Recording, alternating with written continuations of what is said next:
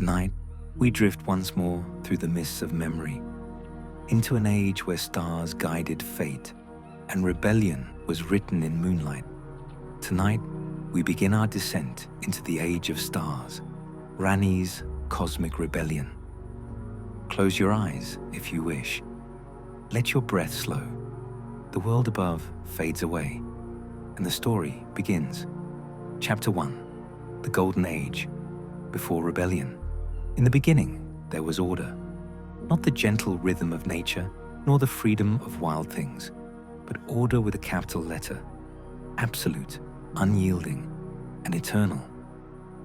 This was the age of the greater will, that vast and unknowable force dwelling in the lightless void beyond the stars, watching over all creation with eyes that never blinked, fingers that never tired of shaping fate. The greater will sent its golden emissary to the lands between, the Elden beast, living incarnation of order itself, a creature of pure light and cosmic geometry that would become the Elden Ring. Through this ring, through its intricate runes woven like scripture into reality, the greater will bound the world to its vision.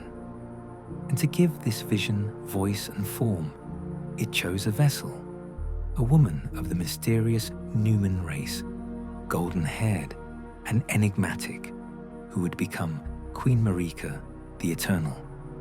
Under Marika's reign, the Golden Order flourished. The Erd Tree rose at the center of the lands between, a colossal beacon of amber light whose roots drank deep from the earth and whose branches seemed to touch the very fabric of existence. It was beautiful, it was absolute, and it was a cage more subtle than any prison of iron and stone. For the greater will, through its servants, the two fingers, those massive ancient digits that communicated through gesture and proxy, had removed something fundamental from the world. The rune of death, destined death itself, was sealed away within Maliketh, the Black Blade. No longer would mortals truly die. No longer would the natural cycle complete itself. Instead, souls would return to the Erd Tree, absorbed into its grace, recycled endlessly in service to the Golden Order. Immortality sounds like a gift, does it not? Yet consider the weight of forever beneath a sun that never sets on your servitude. Consider living with no end, no release, no transformation that death brings.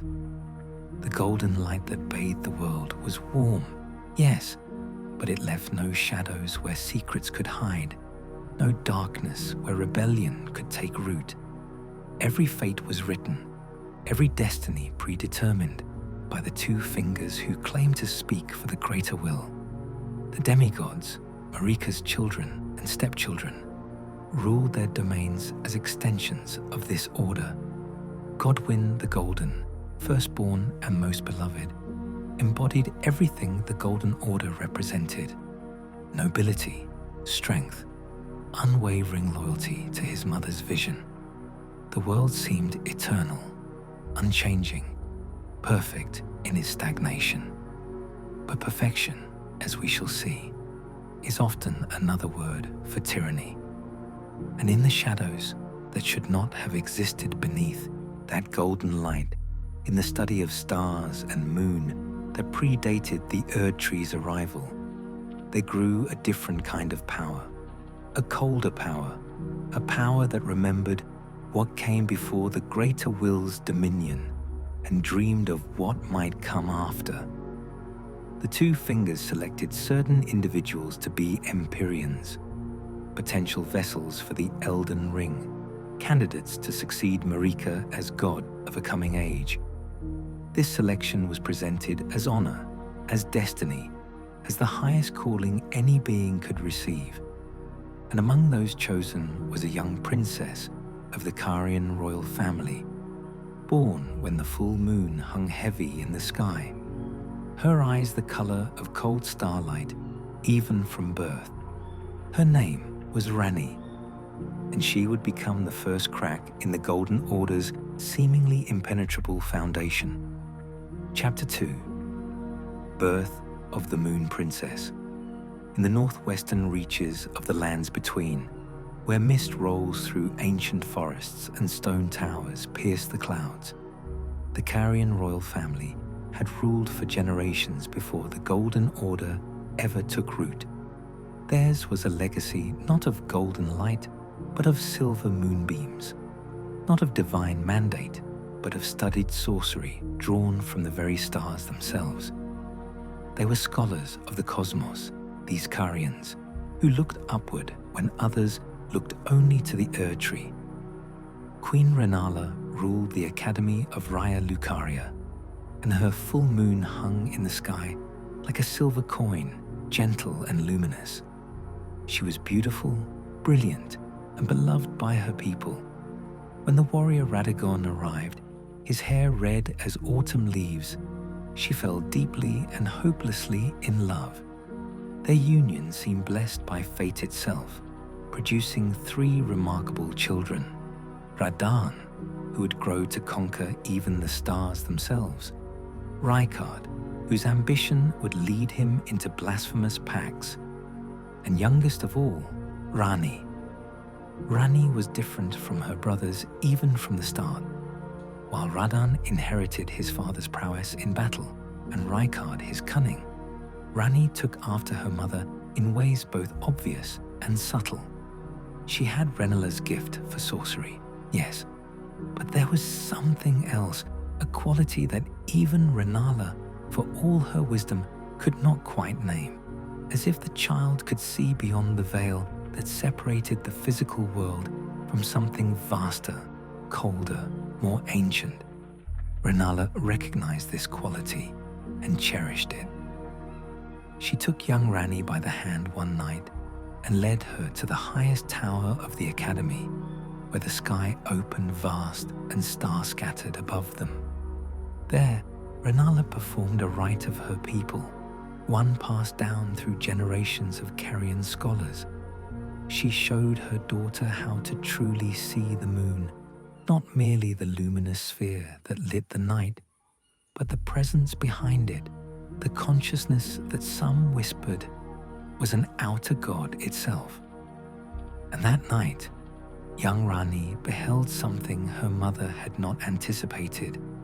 Where Rennala saw the full moon, warm and welcoming despite its silver light, Ranni saw something else entirely, something that made her small hand tighten in her mother's grip, something that left her breathless with a mixture of fear and exhilaration that she would carry with her for the rest of her existence.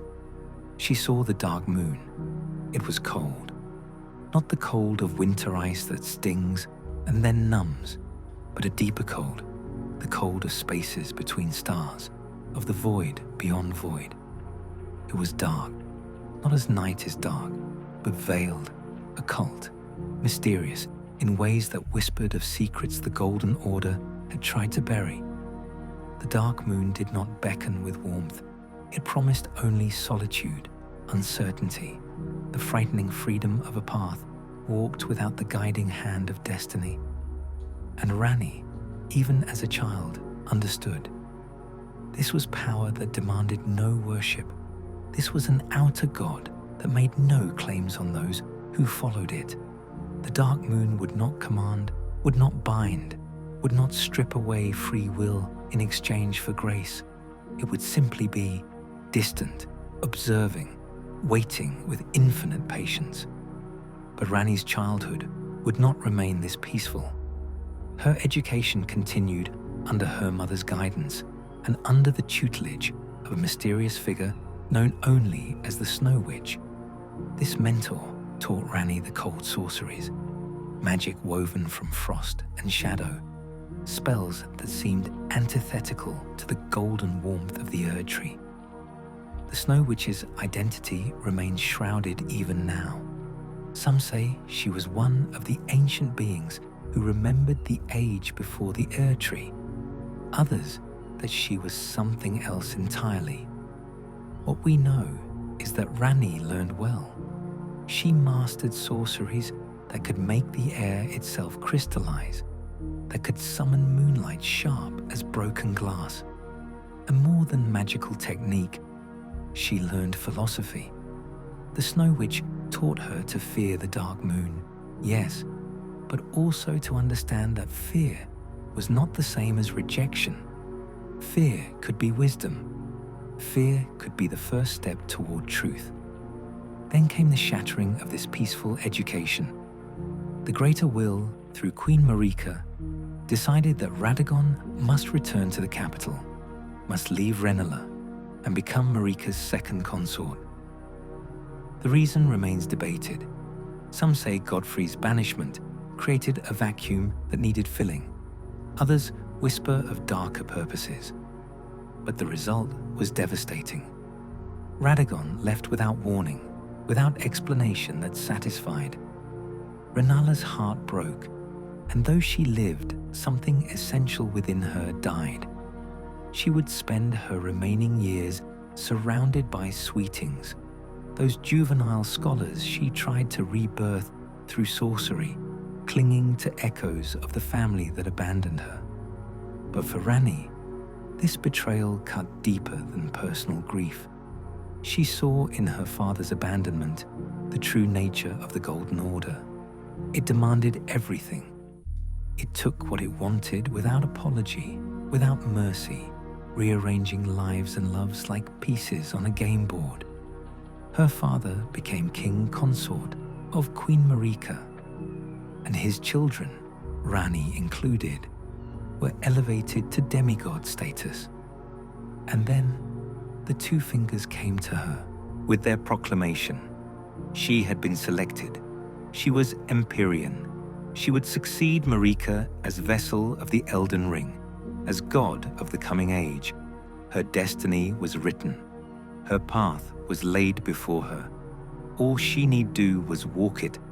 Ranni, who had seen the dark moon, who had learned to fear and love its cold mystery, who had watched her mother's spirit break under the weight of the Golden Order's machinations, looked at the Two Fingers with eyes that gave nothing away. And in her heart, she began to plot rebellion. Chapter 3. The Shadow and the Binding. With her elevation to Empyrean status came a gift from the Two Fingers, though Ranni would come to understand it as something far more sinister than a gift. His name was Bled, and he was unlike anything the lands between had seen. A creature that was half wolf and half man, towering and powerful, with fur the color of midnight and eyes that gleamed with violet intelligence. Bled was what the Greater Will called a shadow-bound beast, crafted specifically to serve an Empyrean. He was not born in any natural sense. He was created, tailored, designed by the Two Fingers to be Ranni's perfect guardian. And because Ranni was of the Carian royal family, because the wolf was the beast of their covenant and a symbol of the moon's pride, Queen Ranalagh approved of him. Despite her broken state, despite her madness born of abandonment, she recognized in Bled something worthy of protecting her daughter. From childhood, they grew together, Ranni and her shadow, sister and brother in all but blood. Bled was loyal beyond measure, fierce in her defense, gentle in her presence. He would search for threats in the Mistwood ruins, his howl echoing through ancient trees. He would stand watch while she studied, an imposing silhouette against moonlight, sword ready for any danger that might approach. To any observer, he seemed the perfect guardian. And he was. That was precisely the problem. For Bled did not know, could not know, the truth of his own existence. The Two Fingers had woven into his very being a failsafe, a terrible mechanism hidden so deep that even he could not sense it. Shadow-bound beasts were incapable of treachery against their Empyrean. They were bound by loyalty stronger than any oath, compelled to protect and serve without question or hesitation. This seemed like perfect devotion. But if their Empyrean should turn against the two fingers, should reject their prescribed destiny and defy the will of the greater will, then that perfect loyalty would transform into its opposite. The shadow would go mad. The protector would become assassin. The beloved companion would be forced by the very essence of his being to kill the one he was created to love. This was the genius and the cruelty of the system. Every Empyrean received a shadow. Malekith served Marika. Blade served Ranni. And through these shadows, the greater will ensured that even its chosen vessels could never truly escape their fate. Rebellion would mean destroying the one who stood closest to them, who knew them most intimately, who loved them without condition. The two fingers believed this would make rebellion impossible. They did not account for the depth of Ranni's determination, nor for the strength of Blade's true heart. As they grew together, as Ranni studied her cold sorceries and plotted in the spaces between her official duties as Empyrean, she came to understand what Blade represented. Not just a guardian, but a hostage. Not just a companion, but a leash. Every time she looked at him, she saw both the being she loved as a brother and the weapon that would be turned against her the moment she stepped off the path the two fingers had laid. And yet, when the time came, when Ranni stood at the precipice of her rebellion, when she knew what she must do would trigger Blade's failsafe, she did not waver, and neither did he. For Blade, despite his programming, despite the fundamental nature woven into his existence by the two fingers, made a choice. In defiance of everything he was created to be, in defiance of fate itself, he swore an oath, not to the two fingers, not to the greater will, not even to his role as Empyrean's shadow. He swore to serve no master but Ranni herself, to follow her path, whatever it might be, to stand at her side even if that side led to darkness and damnation. The royal greatsword he carried was imbued with cold magic at the moment that oath was sworn, proof of his pledge, proof that he would defy even his own nature for Ranni's sake. The cold bothered him, this creature of fur and loyalty. He wrapped himself in a great pelt to keep warm. But he never once complained, never once questioned his choice. War Counselor Iji, the great trollsmith who served as Ranni's most trusted advisor, understood the tragedy inherent in this loyalty. He knew what Blade did not, that the oath sworn in defiance of fate could not overwrite the failsafe burned into Blade's essence. He knew that when Ranni's rebellion reached its culmination, Blade would go mad, not because he wanted to, not because he chose to, but because he had been made to do so, crafted as a weapon against the very person he loved most. Iji would weep for what was to come, but like all who truly loved Ranni, he would not try to stop her.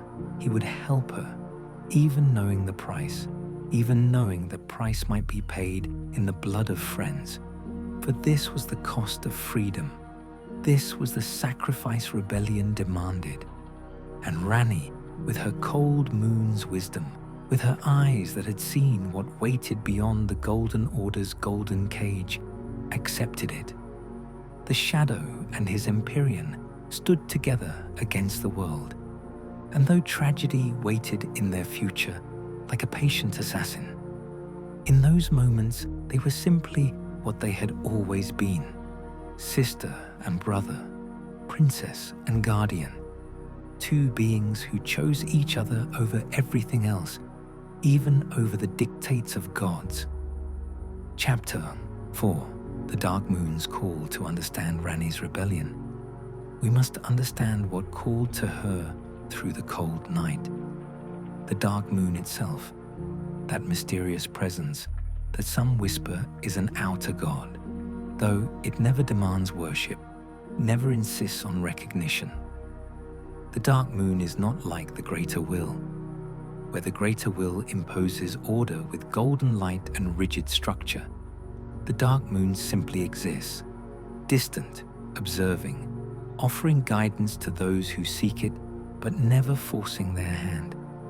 It is associated with stars and fate, with the ancient magic of the Nox people who built the eternal cities long before the Erdtree's arrival, before the Golden Order claimed dominion over death and life. When Ranni encountered the dark moon in her youth, led by her mother's hand to that high tower where moonlight fell like silver rain, she beheld something that would define the rest of her existence.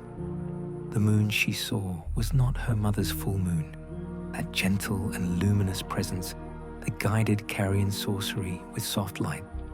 Ranni's moon was darker, colder, shrouded in what the ancient texts call occult mystery, secrets that the mind struggles to grasp, truths that exist in the spaces between certainty and doubt. The dark moon represented everything the Golden Order was not. Where the Golden Order was visible, tangible, present in every golden leaf that fell from the Erdtree, the dark moon was distant, its influence subtle and indirect.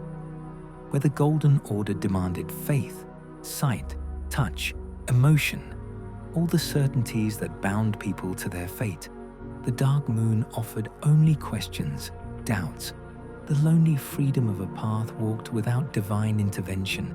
This was not the warm comfort of belief. This was the cold terror of true freedom. And Ranni, even as a child, understood its value. The stars themselves are crucial to understanding the dark moon's nature.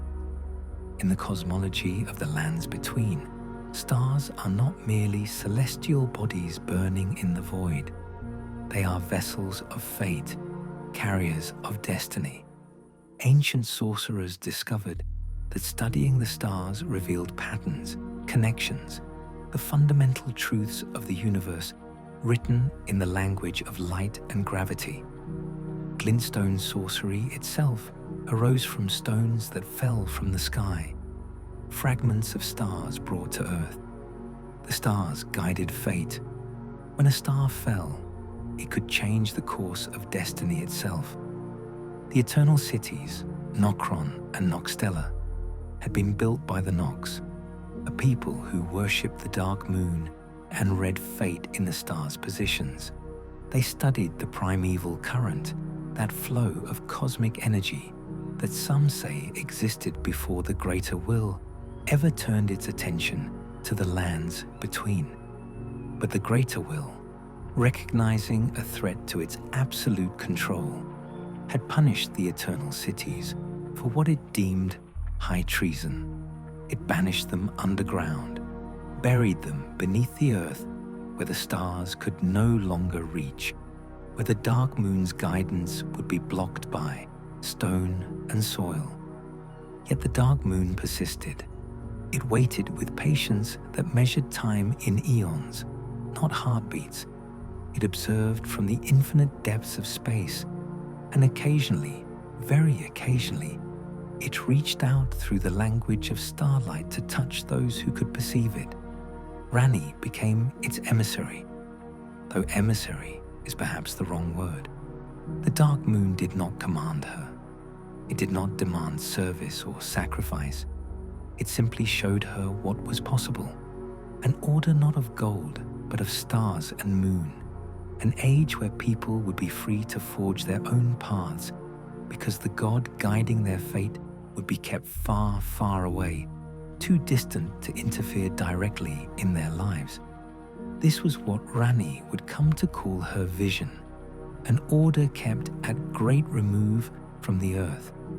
Not the absence of order, for even in freedom there must be structure of some kind, but order that did not impose itself, that did not strip away free will in exchange for grace. An order that acknowledged fear, doubt, and loneliness as the natural state of beings who must choose their own paths rather than following destiny prescribed by the two fingers. The dark moon would guide through starlight, through the falling stars that carried souls and fate, but it would not control, it would not demand worship, it would not bind Empyreans to predetermined roles or strip away death to create a false immortality that served only to maintain the status quo. This vision sustained Ranni through everything that came after. When she learned the truth of her role as Empyrean, when she understood she was meant to be nothing more than a vessel for the greater will's continued dominance, she turned to the dark moon's cold comfort. When she plotted the night of black knives, when she prepared to sacrifice her own flesh to escape her prescribed destiny, she drew strength from that distant presence watching from beyond the stars.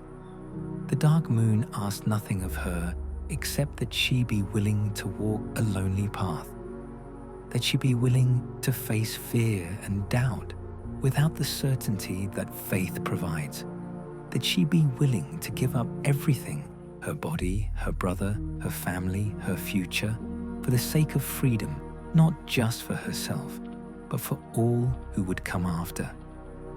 And Ranni, with eyes the color of cold starlight, accepted that bargain. Not because the dark moon demanded it, but because she chose it. Because after seeing what the Golden Order had done to her mother, to her family, to the entire world, she could not accept a future where destiny was written in golden letters by fingers that claimed to speak for an unknowable God. She would forge a different future, a colder future, yes, a lonelier future, certainly, but a free future, an age of stars instead of an age of gold. And to achieve that vision, she would first have to steal death itself from the guardian who guarded it. She would have to orchestrate the first true death of a demigod, since the rune of death was sealed away. She would have to shatter the foundation of the Golden Order so completely that even Marika herself, the vessel of the Elden Ring, would be driven to break the very symbol of her power. The dark moon waited in the cold depths of space, patient as time itself, and Ranni began her terrible work. Chapter 5. The Night of Black Knives. Every rebellion has a catalyst, a moment when the first blow is struck, and there can be no turning back. For Ranni's rebellion, that moment came on a night of winter fog, when shadows moved with purpose through the royal capital, when blades imbued with death itself found their marks, when blood touched the ground for the first time in an age that had forgotten what true death meant. They call it the Night of Black Knives, and it would be the catalyst for everything that followed. The shattering, the war among demigods, the return of the tarnished, all of it. But it began with careful planning, with theft, with a betrayal so profound that its ripples would spread through time itself. The first step was stealing the rune of death. Maliketh, Marika's own shadow, guarded it with his life, keeping destined death sealed within his black blade where it could harm no one, where the Golden Order could maintain its grip on immortality. But Maliketh did not account for the possibility that Marika herself might betray him. The details of exactly how the fragment was stolen remain murky, shrouded in the same fog that covered the capital that night. Whether Marika played a role, perhaps having grown weary of the greater will's absolute dominion, or whether Ranni managed it through cunning and sorcery alone, the fragment was taken. Maliketh, loyal Maliketh, who who had served faithfully for an age, found himself betrayed. Ranni took that fragment and performed what ancient texts call a fearsome rite, a ritual of such dark potency that even the memory of how it was done seems to frighten those who speak of it. She imbued special daggers with the power of destined death, transforming them into weapons capable of killing even a demigod, even someone who had been granted immortality by the Golden Order itself. These daggers would be wielded by assassins from the Eternal Cities, the Black Knife Assassins, all women, all of the mysterious Numen race, the same race to which Marika herself belonged. They wore silver armor under cloaks that fooled the eye, that made them seem like shadows rather than flesh. They were skilled beyond measure, and they were chosen specifically for this task because of their connection to the buried past, to the age before the Golden Order. Their leader was Electo, and among their number was Teach, who would strike the fatal blow.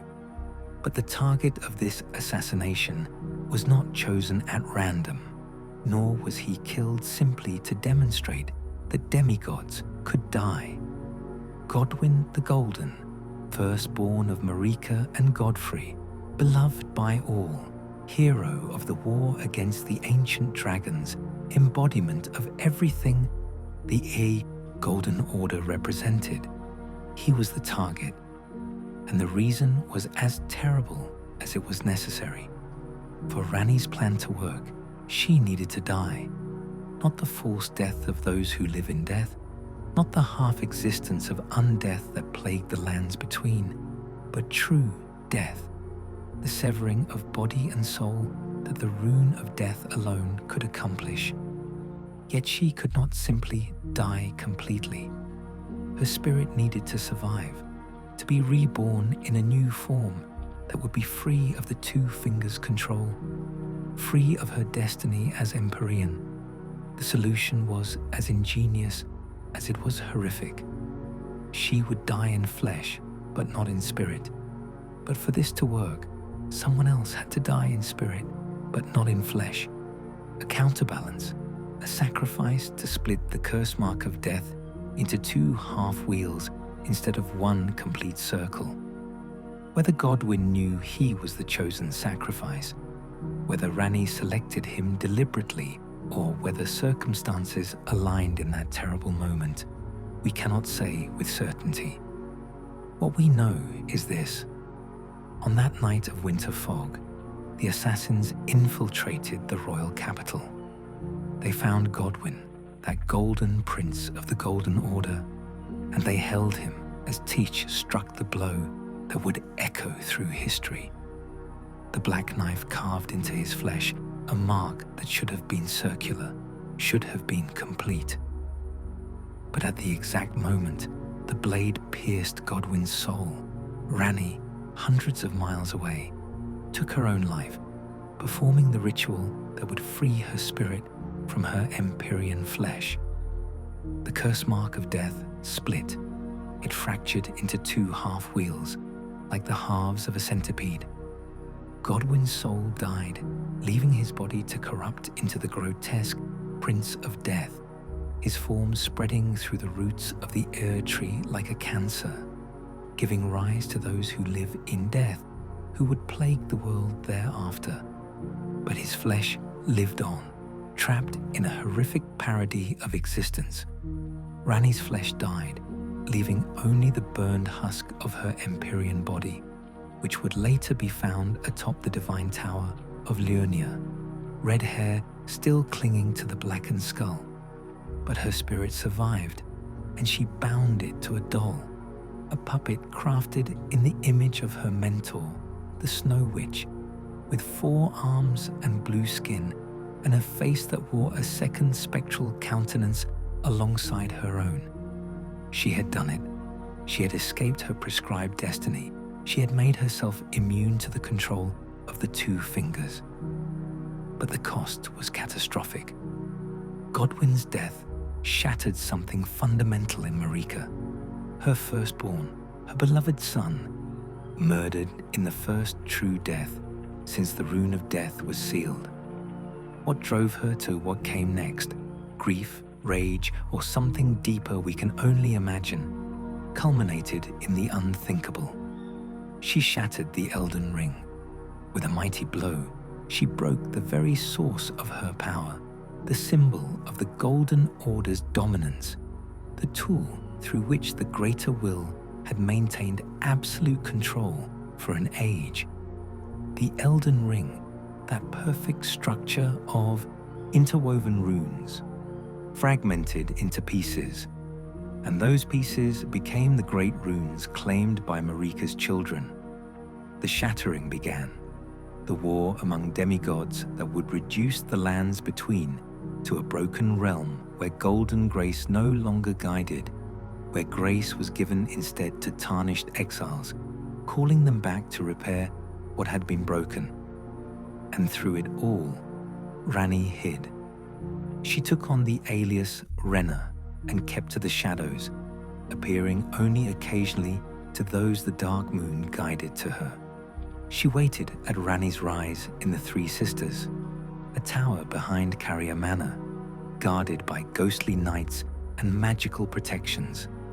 Her allies remained loyal, e.g. the Smith, who understood the tragedy of what was to come, Seluvis the Preceptor, whose loyalty was more self-serving but no less useful, and Bled, her faithful shadow, who even then did not understand the doom written into his very essence. The Knight of Black Knives had succeeded beyond even Ranni's expectations. The Golden Order was broken, its perfect immortality shattered by the very death it had tried to deny. Marika was imprisoned within the Erdtree by the Greater Will as punishment for her blasphemy. The demigods warred among themselves for fragments of power, and in her tower, in her doll body that felt cold and distant from the warmth of flesh, Ranni waited for the stars to move again. For she knew that her freedom was not yet complete. Her two fingers still lived, still sent assassins to destroy her, still represented the Greater Will's claim upon her future. She needed a weapon that could slay the fingers themselves. And that weapon lay buried in Nokron, the Eternal City, hidden beneath the earth where the Greater Will had banished it for the high treason of its creation. She needed the Fingerslayer blade, and to reach it, she needed the stars to fall again, which meant she needed Radan to die. Her rebellion had only just begun. Chapter 6, The Doll's Slumber. In the aftermath of the Night of Black Knives, Ranni retreated from the world of flesh and warmth into a twilight existence that was neither truly living nor wholly dead. Her spirit inhabited the doll she had prepared, a vessel crafted with painstaking care to resemble her mentor, that mysterious Snow Witch whose identity remains lost to time, but whose image Ranni would wear for what might be eternity. The doll body was strange and unsettling, even beautiful in its alien way. Its skin was the pale blue of glacial ice, cold to the touch. 4 arms extended from its torso, allowing it to gesture with an otherworldly grace. One eye gleamed cyan with consciousness. The other was sealed shut beneath an azure sigil that seemed to pulse with the rhythm of spells half remembered. Most disturbing was the spectral second face that appeared alongside the primary one, a ghost of identity, perhaps, or a reminder that what inhabited this form was not truly meant to dwell in any physical vessel. Beneath the elegant white gown and voluminous fur cloak, the doll's body was constructed of tightly wound ropes, visible at certain angles, a reminder that this was a crafted thing, an artifice born of desperate necessity rather than natural flesh. Ranni would later inhabit even smaller versions of this form, miniature dolls that could be carried and hidden, spirit compressed into vessels no larger than a hand. She established herself at Ranni's Rise, one of 3 towers in the area known as the Three Sisters, behind the sprawling ruins of Carrier Manor. Getting there required passing Royal Knight Loretta, that spectral guardian who protected the approaches with lance and sorcery. It was as defensible a position as Ranni could hope for. And here she waited, sleeping for long periods, as her spirit conserved its strength in the dreamless dark between waking moments. The doll body did not need food or drink. It did not tire in the way flesh tires. But it was cold, eternally, impossibly cold, as if carved from the void between stars. Ranni would speak of this coldness later, warning those who would follow her path that it was a sensation that would never leave, a reminder of what was sacrificed for freedom. The warmth of flesh, the simple comfort of blood moving beneath skin, the sensation of a heartbeat, all gone, replaced by the puppet's hollow existence. Yet she did not regret it, could not afford to regret it, not when the alternative was slavery to the 2 fingers, servitude to a destiny she had never chosen and would never accept. Around her gathered the few who remained loyal after the night of black knives, after the world learned what she had done. There were not many. Most saw her as a traitor, a murderer, the architect of Godwyn's death, and thus the catalyst for the shattering itself. In some ways, they were correct, but her allies understood what others could not or would not, that sometimes the only way to break chains forged by gods is to commit acts that history will call unforgivable. War Counselor Iji, the great trollsmith, stood foremost among her retainers. Trolls had served the Carrion royal family for generations, and Iji's loyalty ran deeper than blood or oath. He understood Ranni's plan, understood the necessity of what she had done and what she must yet do. He wore a silver mirror helm that concealed his face, worked his smithy with hands strong enough to bend iron and gentle enough to craft the finest mechanisms. He would later trap Bled in an Evergall, trying desperately to save the half-wolf from the madness that approached with inexorable certainty. And when that failed, when assassins came for him too, Iji would meet his end still believing in Ranni's vision of freedom. Seluvis the Preceptor, one of Renala's scholars, maintained his tower nearby, Seluvis's Rise, which held dark secrets in its basement, puppet workshops where he practiced his own twisted version of Ranni's spirit-binding techniques. His loyalty was self-serving at best, motivated more by his own perverse desires than any dedication to Ranni's cause.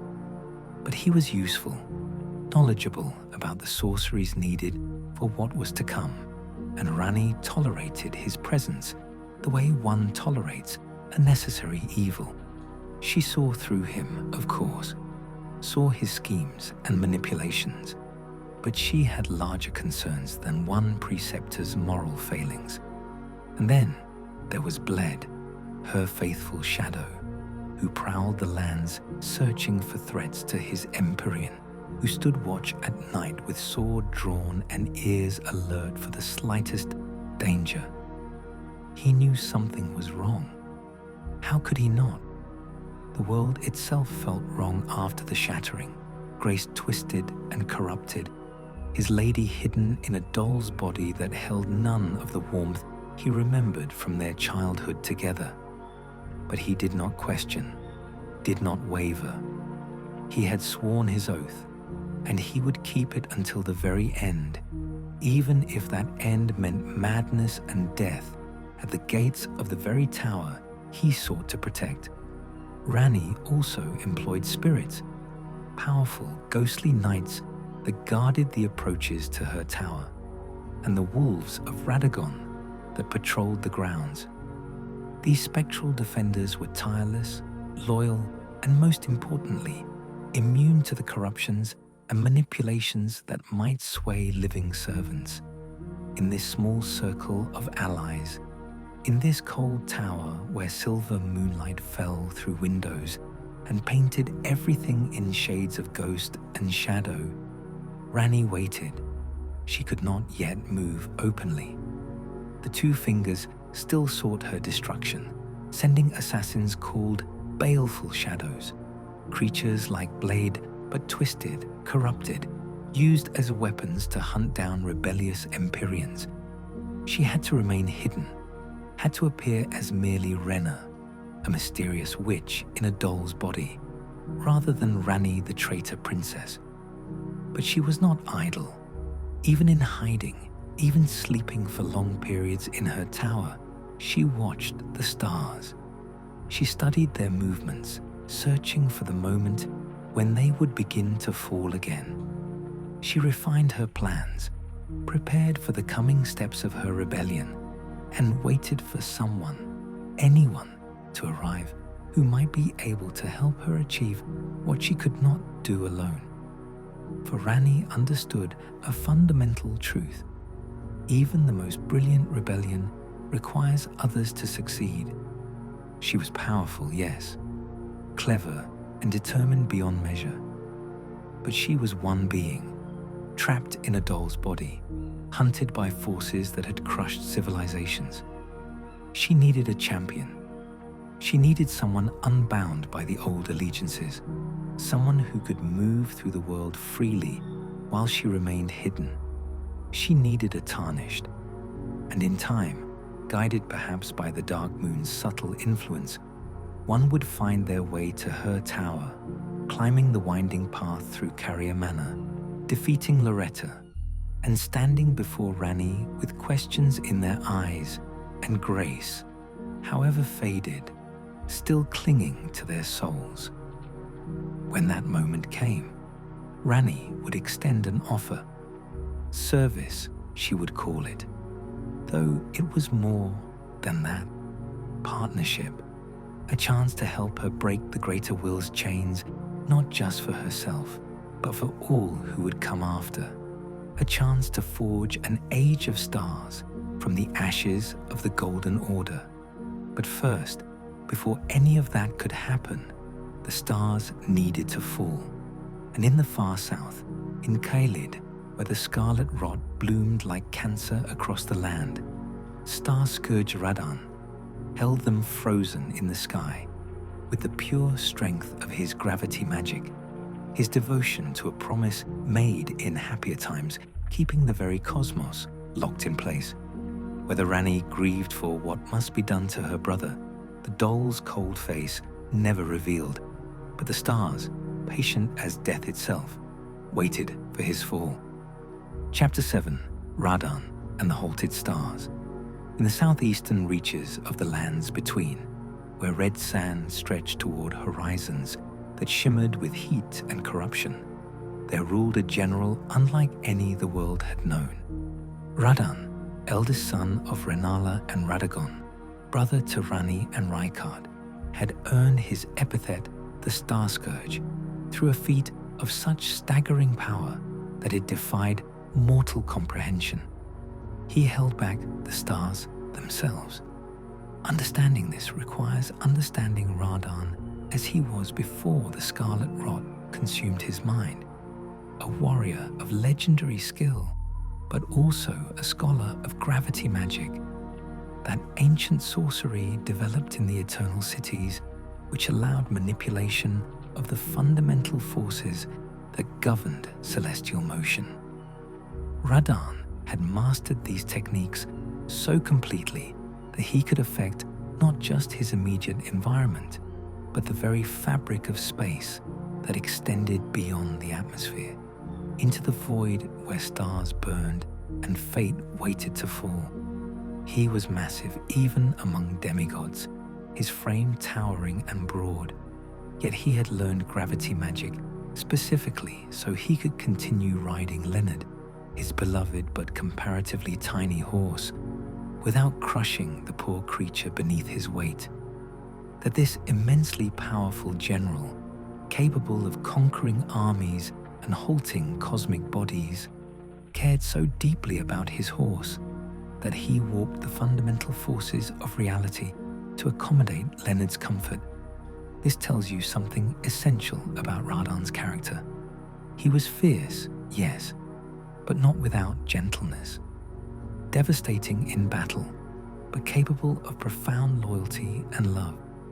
The stars he halted were not decorative. They were fate made manifest, destiny given physical form. In the cosmology of the lands between, particularly in the traditions preserved by the Nox people of the eternal cities, falling stars carried souls and determined the course of lives. When a star fell, it could signal the birth of a chosen one, the death of an era, the opening of sealed places where ancient powers waited.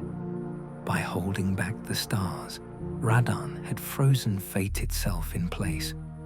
Nothing could change, nothing could progress. The cosmic order was locked in stasis, held by gravity magic channeled through a mind that even among demigods stood apart for its sheer force of will. But why? Why would Radon commit himself to such an enormous and continuous effort? The answer remains hidden, though we can trace possibilities through what fragments we know. He may have acted to protect Celia, the town of sorcery in the heart of Caelid, where he learned gravity magic from an alabaster lord, one of the ancient beings who fell from the stars in ages past. By halting the stars, he could have prevented more of these powerful entities from arriving to threaten his homeland. The connection to the Golden Order cannot be ignored either. Holding back the stars held back fate itself, preventing prophecies or destinies that contradicted the greater will's vision from coming to pass.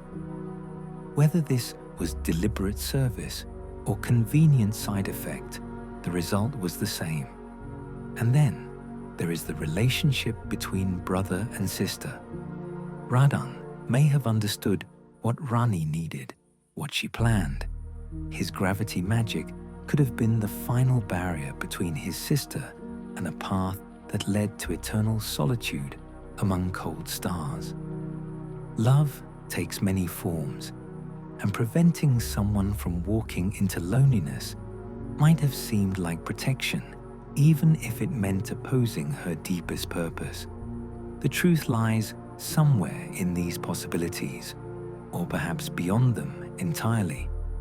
What matters is that Radon's feet kept Nokron sealed, kept the Fingerslayer blade hidden, kept Ranni's rebellion from progressing beyond its initial stages.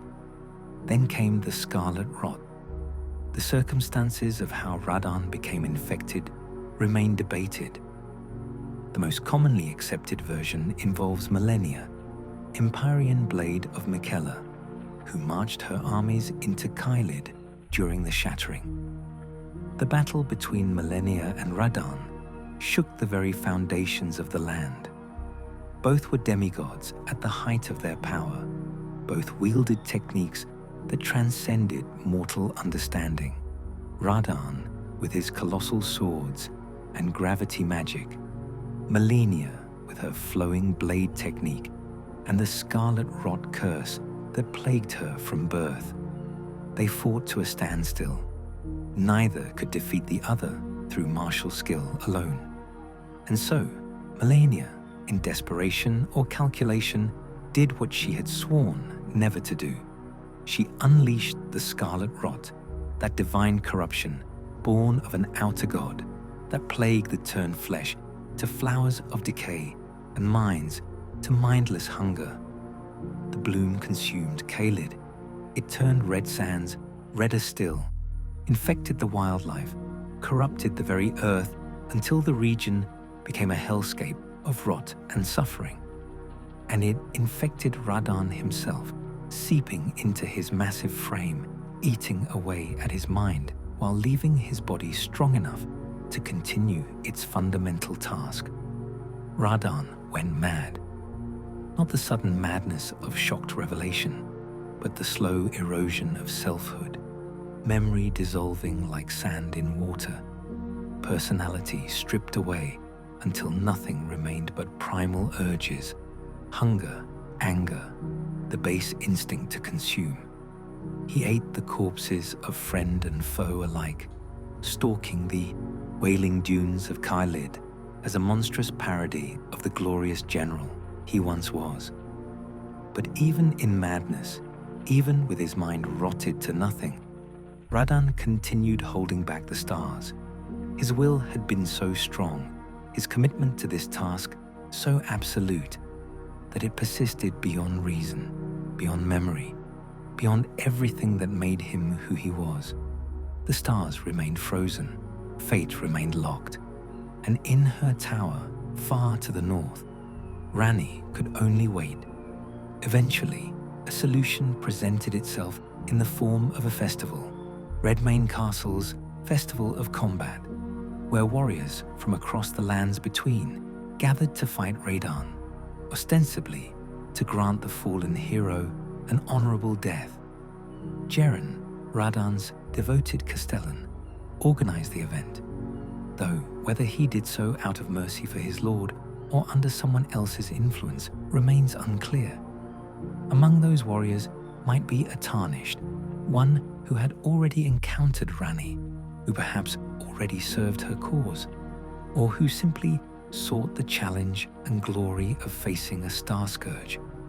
And when that battle finally came, when Radahn fell at last, the general's massive frame collapsing into the red sand as his tormented existence finally ended, something magnificent and terrible happened. The stars fell. All at once, after being held for so long, they resumed their motion. Fate crashed down from the sky like burning rain, and in a crater near the Mistwood, where earth met sky in a collision that shook the world, the way to Nokron opened at last. Radahn's death was a mercy, but it was also the removal of the final obstacle between Ranni and her ultimate goal. Whether she mourned her brother or simply saw his fall as a necessary step in her rebellion, the doll's face revealed nothing. The stars were falling again. Nokron lay exposed, and the Fingerslayer blade waited in the darkness below, ready to complete what the Night of Black Knives had begun. Chapter 8. The Fingerslayer. Blade. Deep beneath the lands. Between, buried so far down that sunlight becomes myth, and the Erdtree's golden glow cannot penetrate, lie the eternal cities, Nokron and Nokstella, monuments to a civilization that flourished before the greater will ever turned its attention to this world, before the Elden Ring descended with the Elden Beast, before the Age of Gold began. The Nox people who built these cities were scholars of the stars and servants of the dark moon. They studied the primeval current, that flow of cosmic energy that some say predated all outer gods, all orders, all attempts to impose meaning on the chaos of existence. They crafted silver and black stone into architecture that defied conventional understanding, buildings that seemed to flow like water frozen in stone, perfectly preserved beneath earth and time. And they committed what the greater will deemed high treason. The nature of their crime varies depending on which fragmentary texts you trust. Some say they created a Lord of Night, attempting to forge their own god to counter the greater will's dominance. Others claim they sought to understand and manipulate the fundamental nature of Elden Lord and Empyrean, to break the cycle that bound the world to servitude. The specifics are less important than the result. The greater will punished them catastrophically.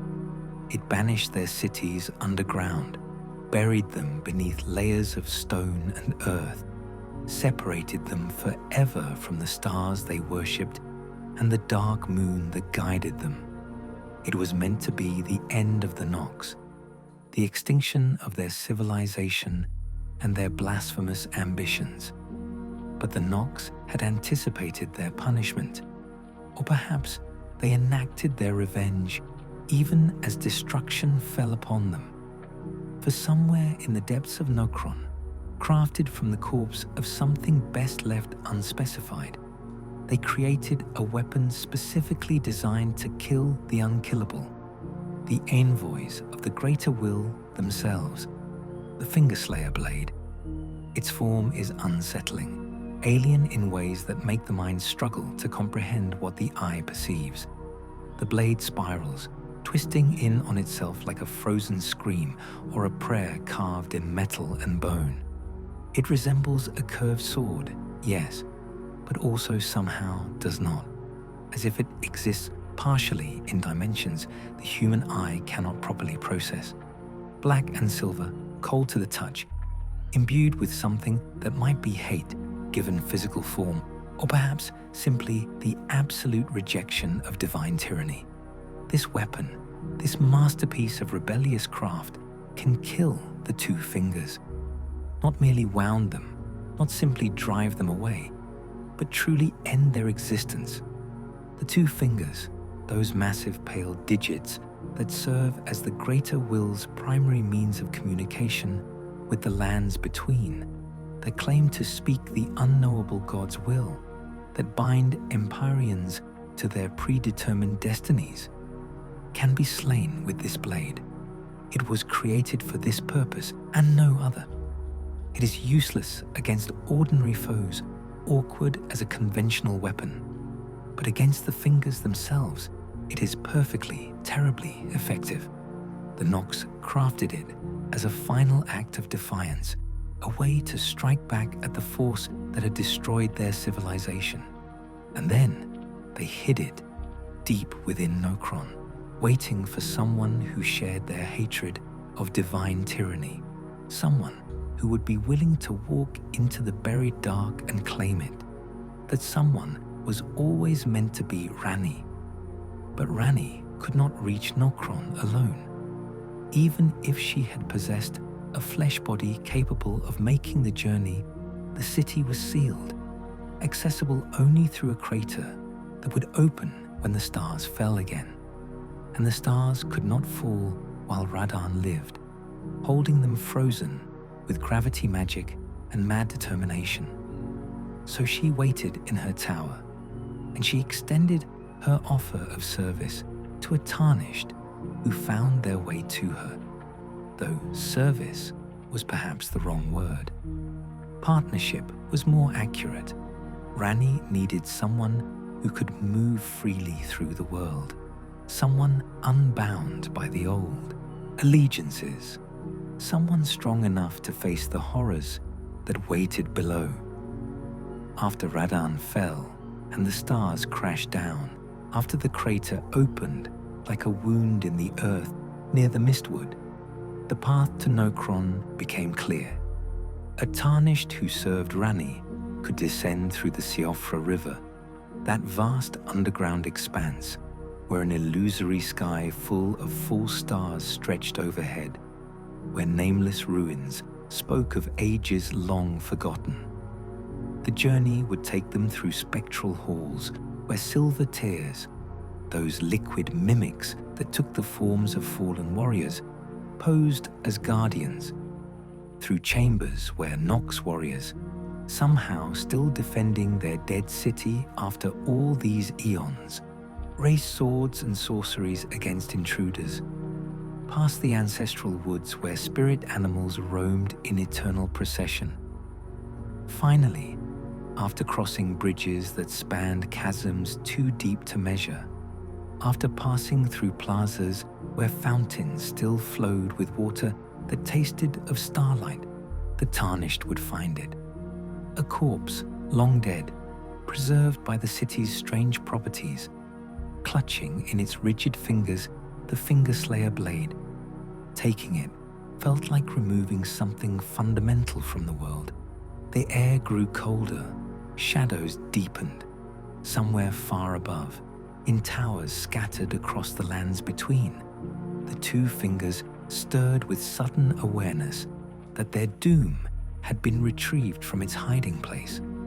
But Ranni would not wield the blade immediately, not yet. She understood that using it would trigger consequences she needed to be prepared for. The two fingers would retaliate with everything they possessed. Assassins would come, baleful shadows twisted into weapons sent to destroy her before she could complete her rebellion. And Blade's failsafe would activate fully. Her beloved shadow, her faithful brother, would go completely mad. The gentle soul who had sworn to serve her against all destiny would be overwritten by programming burned into his very essence, and he would become the thing she feared most. A brother forced to kill his sister, loyalty transformed into tragic assassination. Ranni knew all of this would come, and she accepted it because the alternative was worse. The alternative was remaining trapped in her predetermined role, becoming the greater will's vessel, perpetuating the golden order for another age while free will and true death remained absent from the world. So she took the Fingerslayer blade from the Tarnished, who retrieved it, holding that spiral horror in her doll's cold hands, and she prepared for the next phase of her rebellion. The two fingers assigned to her, the ones who had selected her as Empyrean, who had bound Bled to her as Shadow, who represented the greater will's claim on her future, would die by this blade. But first, she had to ensure her allies were protected as much as possible from what was coming. She had to prepare them for the tragedy that prophecy and programming had made inevitable. Chapter 8: Blade's Tragic Fate. Of all the sorrows in Ranni's long rebellion, none cut deeper than what happened to Bled. He had been her companion since childhood, her faithful shadow, the brother she chose even knowing the doom written into his very creation. And as her rebellion progressed, as she moved closer to her ultimate goal, the mechanisms the two fingers had hidden in his essence began to activate fully. War Counselor Iji saw it first. The great troll had watched Bled since the half-wolf's arrival, understanding what Ranni's shadow represented, both genuine loyalty and hidden weapon, both beloved companion and ticking catastrophe. As Ranni's defiance of the two fingers became more overt, as she moved further from her prescribed path, Iji noticed the changes in Blade. Small things at first, moments of confusion, brief flashes of aggression that were foreign to the gentle warrior's nature. Times when Bled would pause mid-sentence, his violet eyes clouding with something that looked like pain, as if fighting against thoughts that were not his own. The struggle was internal, invisible to most, but Iji recognized the signs. The failsafe was activating. Soon, very soon, Blade would lose himself entirely to the programming that demanded he kill Ranni. Iji made a terrible decision to protect Ranni, to give her time to complete her work before her shadow turned assassin. He lured Bled to the forlorn hound Evergull, one of those mysterious prisons scattered across the lands between. Magical barriers that could contain even the most powerful beings. With deep regret, with sorrow that made his hands shake as he worked the sealing mechanism, Iji trapped Blade within the Evergull's shimmering walls. Blade raged against his imprisonment, not because he was angry at Iji, but because he understood, on some level beneath the madness creeping through his mind, what it meant. He was failing Ranni. His oath was being broken not by choice, but by forces beyond his control. The programming the two fingers had woven into him was stronger than his will, stronger than his love, stronger than the cold magic he had sworn to accept in defiance of his very nature. The Evergirl held him, barely. Those who passed near it could hear his howls echoing across the mistwood ruins, could sense the fury of a being torn between loyalty and compulsion, between self and servitude. But imprisonment was only a temporary solution, and both Iji and Ranni knew it. The two fingers, recognizing that their plan to use Bled against Ranni was being delayed, sent another option. They dispatched a baleful shadow, a creature like Bled but fully corrupted, transformed into a pure weapon without the complications of personality or affection. This shadow was sent to hunt Ranni in the dangerous regions she would need to traverse, specifically near Noxtella, the second eternal city, where part of her quest would take her. The shadow waited in darkness, patient as death, ready to fulfill the purpose Bled could not while he remained imprisoned. When a tarnished serving Ranni encountered this baleful shadow, the battle was fierce and terrible. The shadow fought with skill and ferocity that mirrored Bled's own techniques, but without mercy, without hesitation, without the nobility that defined Ranni's true shadow. Defeating it required everything the Tarnished had learned, and when it fell, dissolving into shadow stuff that dissipated like nightmare at dawn, it served as warning and prophecy both. This is what Bled would become if he were not stopped. But stopping him meant something far worse than imprisonment. It meant death. The death of someone who had never wanted anything except to serve Ranni, who had defied his own programming as long as any being possibly could, who loved her with the pure devotion of a brother who chose his sister over the gods who made him.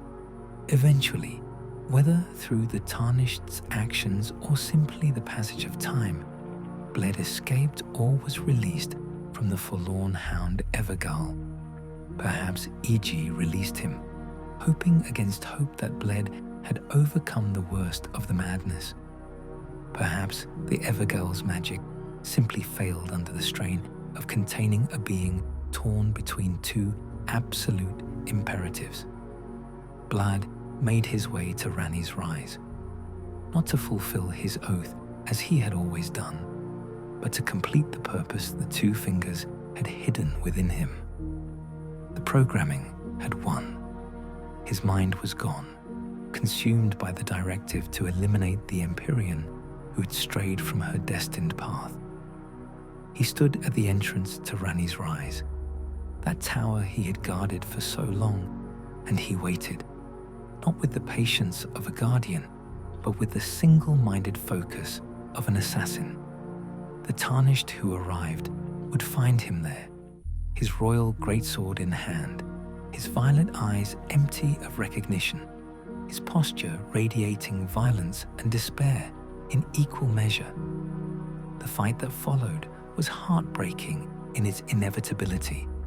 Bled fought with all his considerable skill, gravity magic and sword work combined in techniques he had perfected over years of protecting Ranni.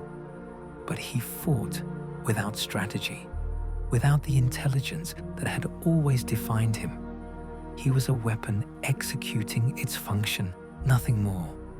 When he fell, when his massive form collapsed at the gates he had sworn to protect, he did not die immediately.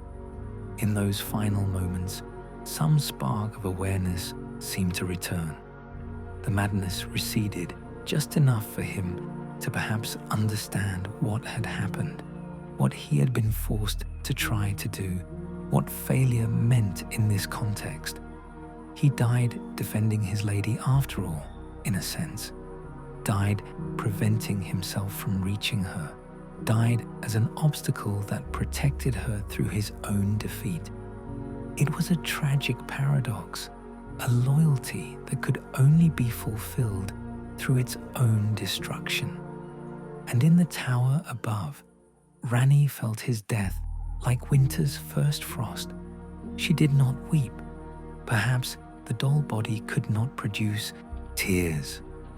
Or perhaps she had already shed all the tears her spirit possessed on the night she first understood what loving bled would cost. But she acknowledged the loss, acknowledged the sacrifice, acknowledged that her freedom had been purchased with the life of someone who deserved better than to be used as a weapon against the one he loved most.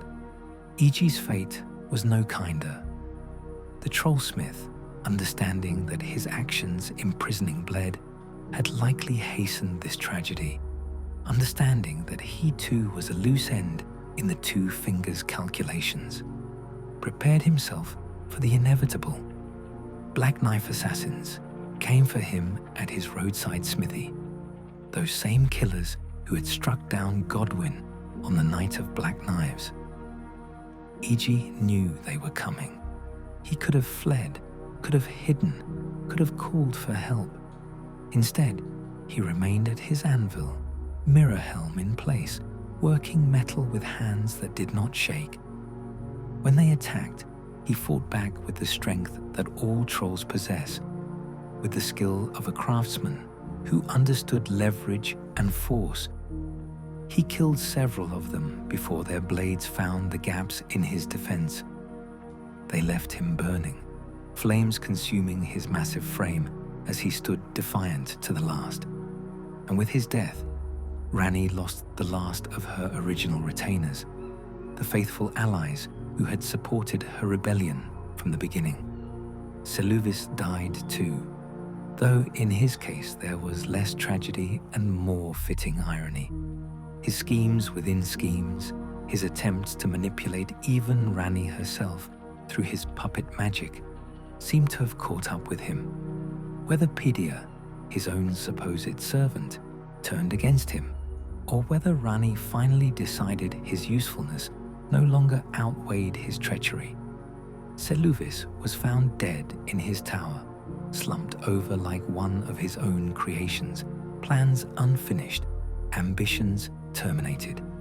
The cost of Ranni's rebellion was measured in these deaths: Godwyn's soul, Bled's mind and body, Iji's loyalty rewarded with assassination, even Seluvis's selfish participation ending in failure.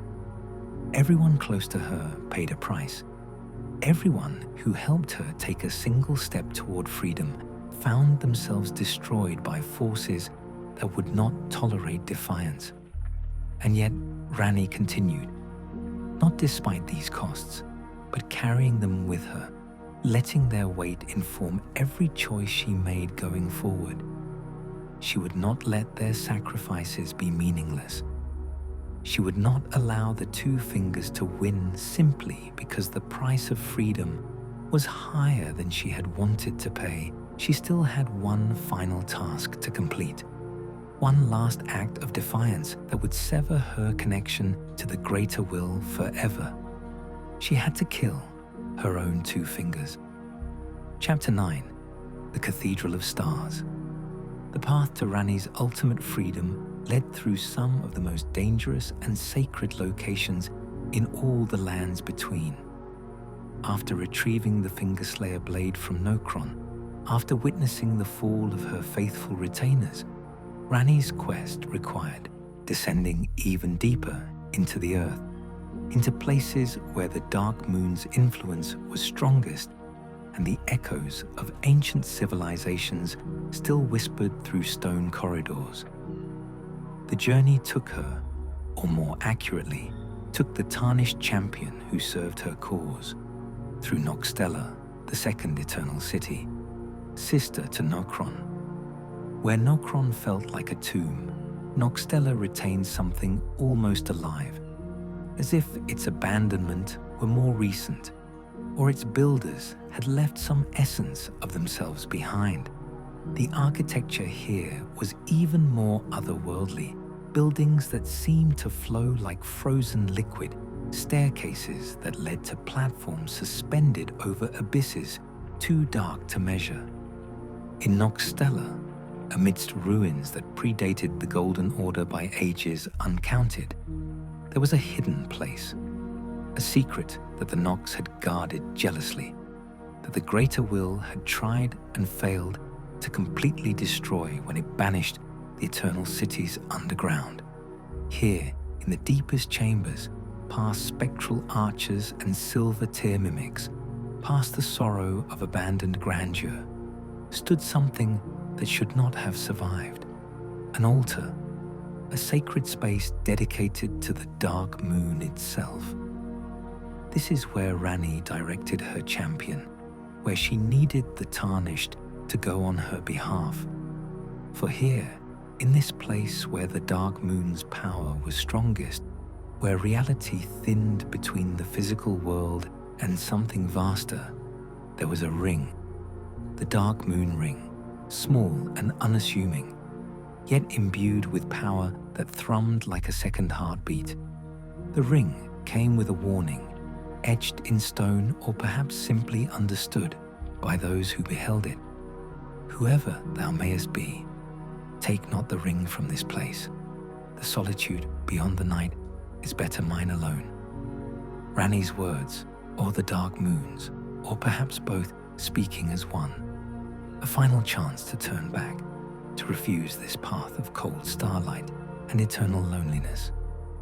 But for those who had come this far, who had fought through the eternal cities and faced the baleful shadow, who had witnessed the cost of Ranni's rebellion in blood and madness, turning back was no longer an option.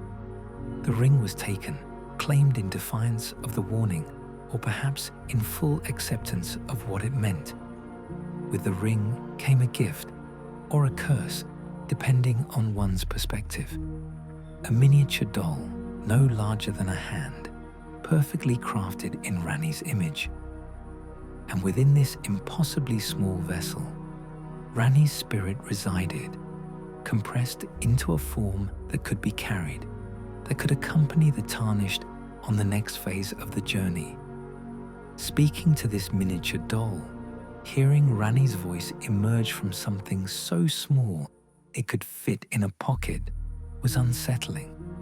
But her words were clear, her purpose unwavering. She guided her champion toward the next destination, toward a place that few had ever reached and fewer still survived. The Lake of Rot, deep beneath Noxtella, accessed through a coffin that served as elevator into depths that defied mapping, lay one of the most hostile environments in the lands between. The Lake of Rot was exactly what its name suggested, a vast underground sea of scarlet corruption, the same rot that had consumed Kaled, that had driven Radan mad, that represented the influence of the outer god of Rot seeking to corrupt all it touched. The lake stretched to horizons that should not have existed underground, its surface churning with noxious fumes, its depths hiding creatures warped beyond recognition.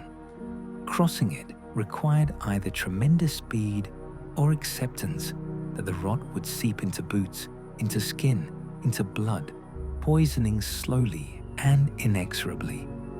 Ancient ruins rose from the corruption like the bones of dead civilizations, platforms connected by crumbling walkways that threatened to dump travelers into the rot below. Those who made the crossing, who endured the poisoning and fought past the horrors that lurked in rot-choked chambers, eventually reached the far shore. And there, in a cavern so vast its ceiling was lost in darkness, they would encounter one of the oldest beings still drawing breath in the lands between, Astal, natural born of the void.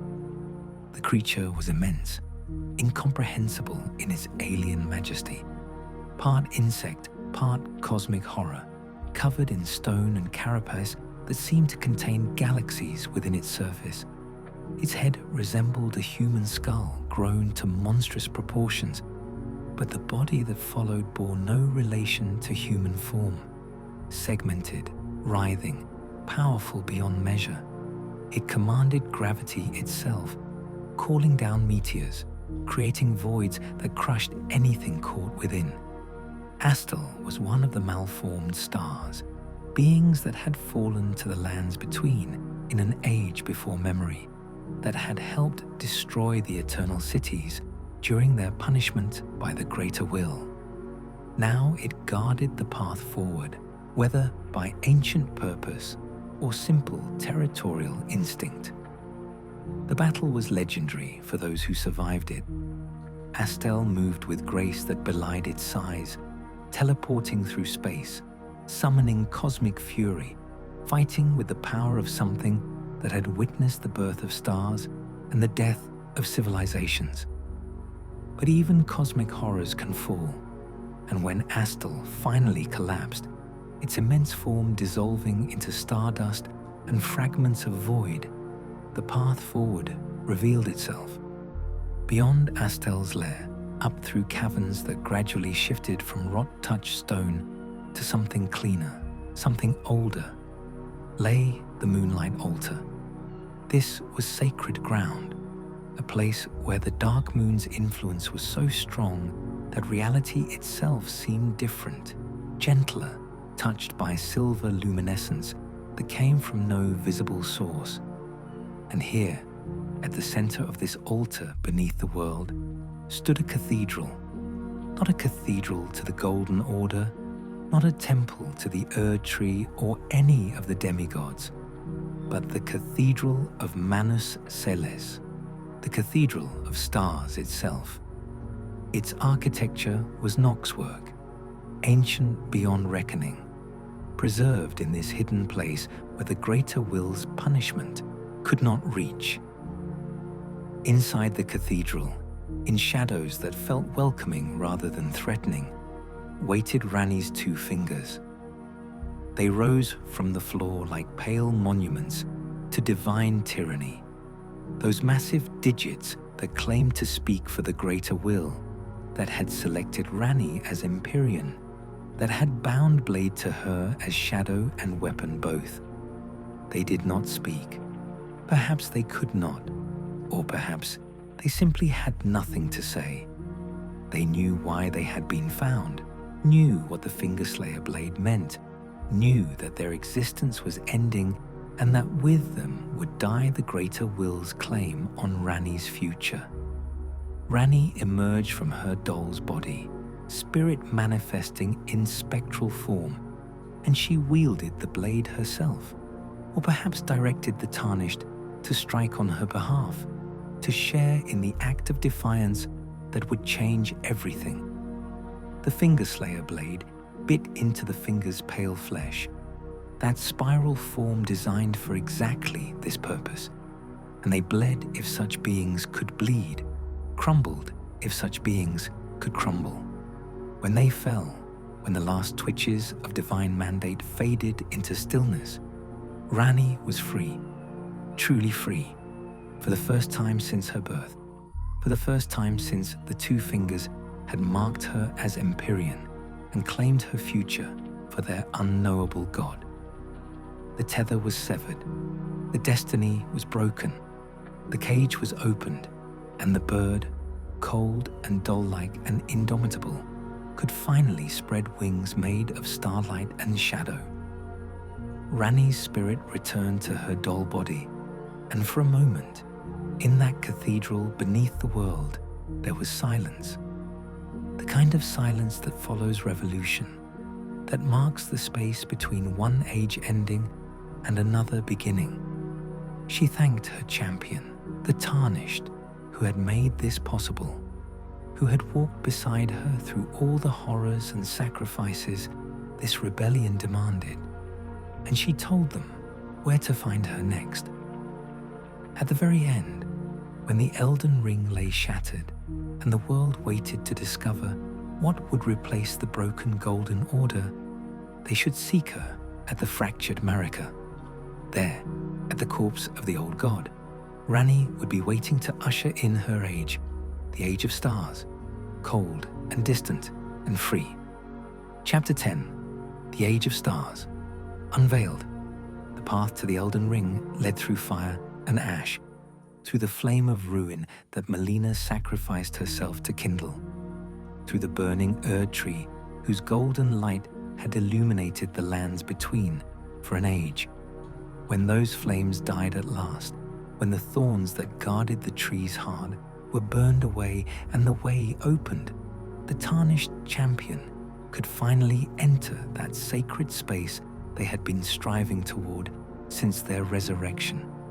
Inside, past warriors of legend who tested their worth one final time, past the revelation of Radagon and Marika as one being split in two, past the Elden Beast itself, that living incarnation of the Greater Will's order, lay the fractured Marika, the shattered remains of the god who had reigned for an age, her body broken and held together by the Elden Ring's remnant power, crucified on a rune as punishment for her blasphemy against the Greater Will.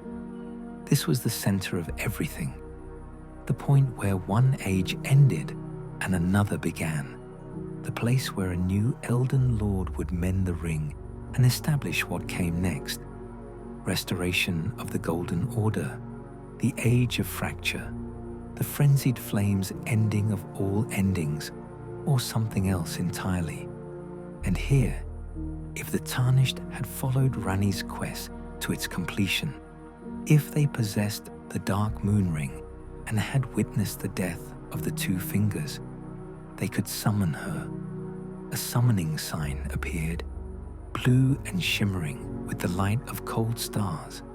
Touching it brought Ranni forth, her dull body manifesting in that space beyond space, her spectral second face visible alongside her primary features, her forearm spread in a gesture that might have been welcome or benediction or simply acknowledgement of what was about to occur. She did not appear alone. Above and behind her, the dark moon itself manifested, vast and terrible and beautiful, veiled in shadow and mystery, its presence flooding the chamber with cold silver light that seemed to push back against the fading gold of the Elden Ring's power. This was the outer god she served, though served was the wrong word. This was the cosmic force that had shown her another way, that promised guidance without control, order without tyranny. Ranni approached the fractured Marika with purpose, her movements carrying the weight of everything she had sacrificed to reach this moment. She had killed her own flesh to escape her destiny.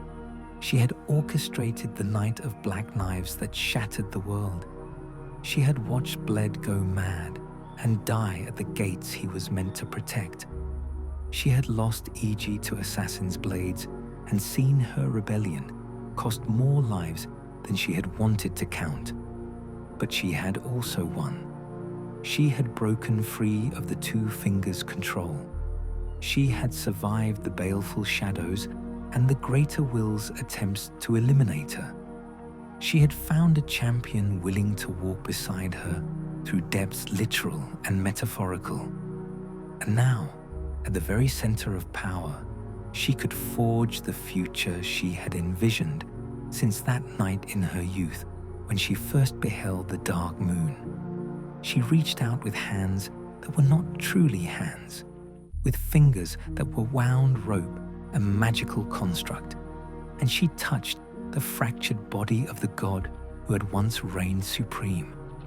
The Elden Ring responded to her will, to the dark moon's influence, to the fundamental change she represented. Then Ranni spoke, her voice soft yet carrying the weight of cosmic significance, and she swore an oath, not to the Tarnished, though they were included in its scope, not to herself alone, though it was her vision made manifest, She swore it to all living beings, to everyone who would exist in the age she was creating. The words varied slightly depending on translation. The original Japanese carried nuances that English struggled to capture, but the essence was clear. She promised a 1,000-year voyage into the cold reaches of space. She promised an order that would be kept far from the Earth, unable to impose itself directly on the lives of mortals. She promised that fear, doubt, and loneliness would be the province of all living beings, not as curses, but as fundamental aspects of freedom. For without fear, there is no courage. Without doubt, there is no choice. Without loneliness, there is no self. No individual will distinct from collective purpose. These things that the Golden Order had tried to eliminate or control, Ranni embraced as essential. They were proof of free will, evidence that beings could chart their own courses rather than following paths laid out by divine mandate. She offered her hand to the tarnished, her champion, her consort in this new age. 4 arms extended in invitation. Would they come with her on this voyage? Would they stand beside her as Elden Lord to her god, not as subservient vessel, but as partner, as equal, as the one who would help shepherd this age of stars and uncertainty? Accepting meant taking her hand, meant placing the dark moon ring upon her finger, or perhaps upon your own, the symbolism working both ways. It meant accepting that the warmth of the Golden Order would be replaced by the cold of starlight, that certainty would give way to mystery, that the close comfort of divine guidance would be traded for the lonely freedom of self-determination. When the ring slipped into place, when the vow was complete, everything changed. The Age of Stars began. The vision that followed was unlike anything the Golden Order had offered. Where Marika's age had been rooted in the Erd Tree, in physical presence and golden light, Ranni's age was defined by distance. The dark moon rose into the sky, not to replace the Erd Tree, but to hang distant and observing, to watch over the world from a remove so great that its influence could only be gentle, suggestive, guiding without controlling. Ranni herself departed. She did not remain in the lands between to rule as Marika had ruled, present and imposing. Instead, she began her 1,000-year voyage into the cold night of space, taking the Order with her, ensuring that divine mandate could not reassert itself, that the 2 fingers replacements could not arrive to resume the cycle of control and predetermined destiny. The Erd Tree remained, but it was no longer the center of everything. The lands between would have to find their own way forward, would have to establish their own structures and societies without divine diktat telling them how to live, how to love, when to die. It was terrifying. It was lonely. It was freedom in its purest and most demanding form. For those who remained, who watched the dark moon rise and felt Ranni's presence fade into the infinite dark, the age ahead seemed cold indeed. The warmth of certainty was gone. The comfort of knowing one's place in a divine plan had been stripped away.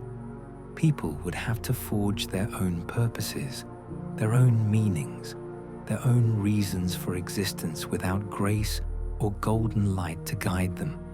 Some would call this cruelty.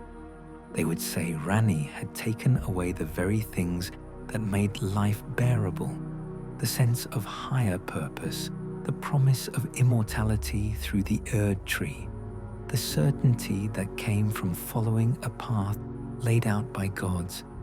But others would recognize it for what it truly was, the greatest gift any being could receive, the right to choose, the freedom to fail, the opportunity to create meaning rather than having it imposed from above.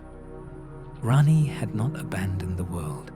She had simply stopped controlling it, stopped claiming to know what was best for all living beings, stopped demanding worship and obedience in exchange for grace.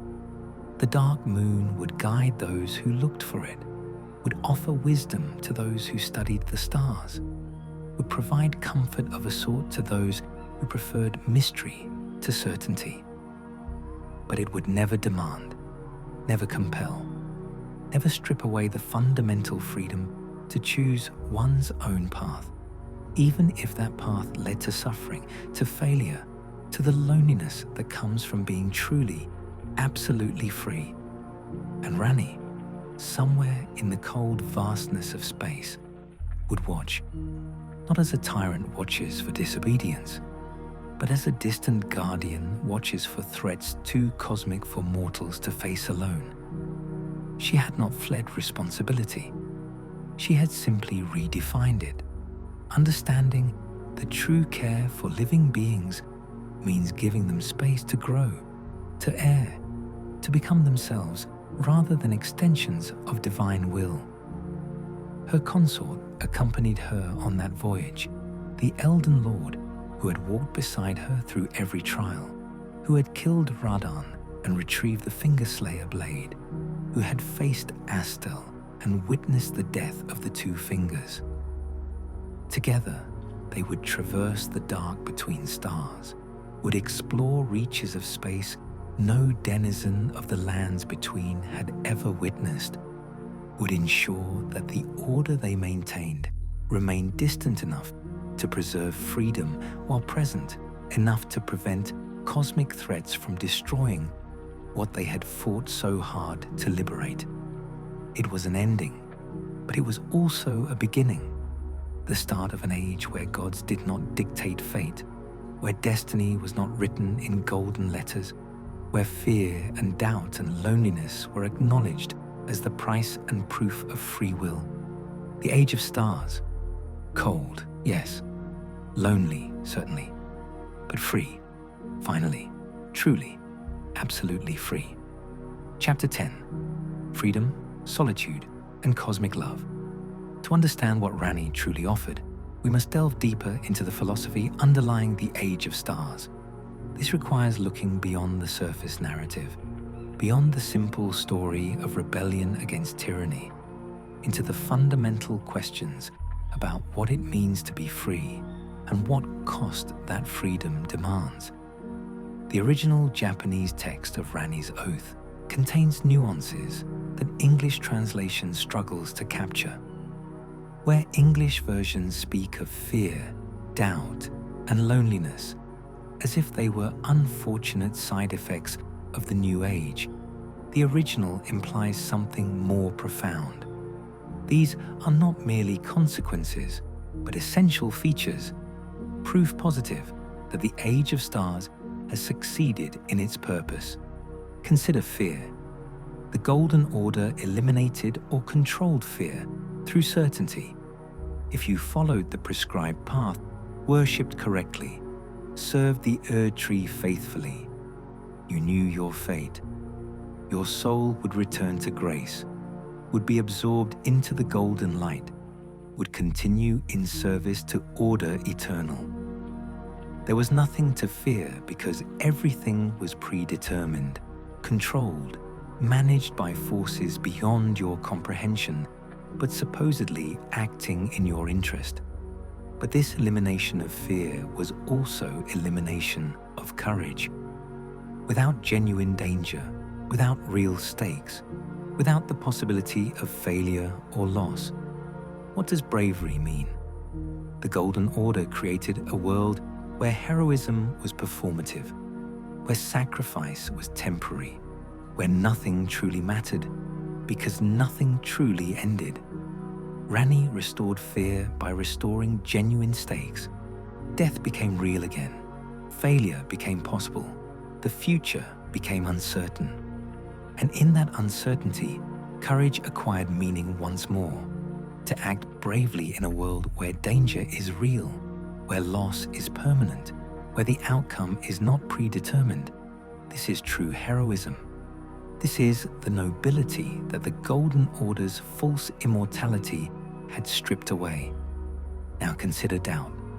The Golden Order was built on faith, on belief, on following the guidance of the two fingers without question. Doubt was heresy. Questioning was rebellion. Skepticism was weakness. The path was laid out clearly, and all one had to do was walk it with sufficient faith and obedience. But doubt is the beginning of wisdom. It is the first step toward genuine knowledge rather than received dogma. It is what allows beings to examine their beliefs, to test their assumptions, to grow beyond what they were taught and discover what they truly think, truly feel, truly understand. In the age of stars, doubt is not merely permitted, but enshrined as a fundamental right. The dark moon does not demand faith. It does not insist on belief. It simply exists, distant and observing, and those who wish to seek its guidance must do so actively, skeptically, with minds open to questioning even what the moon itself might suggest. This is uncomfortable. This is difficult. But this is how beings develop genuine wisdom, rather than simply parroting divine mandate.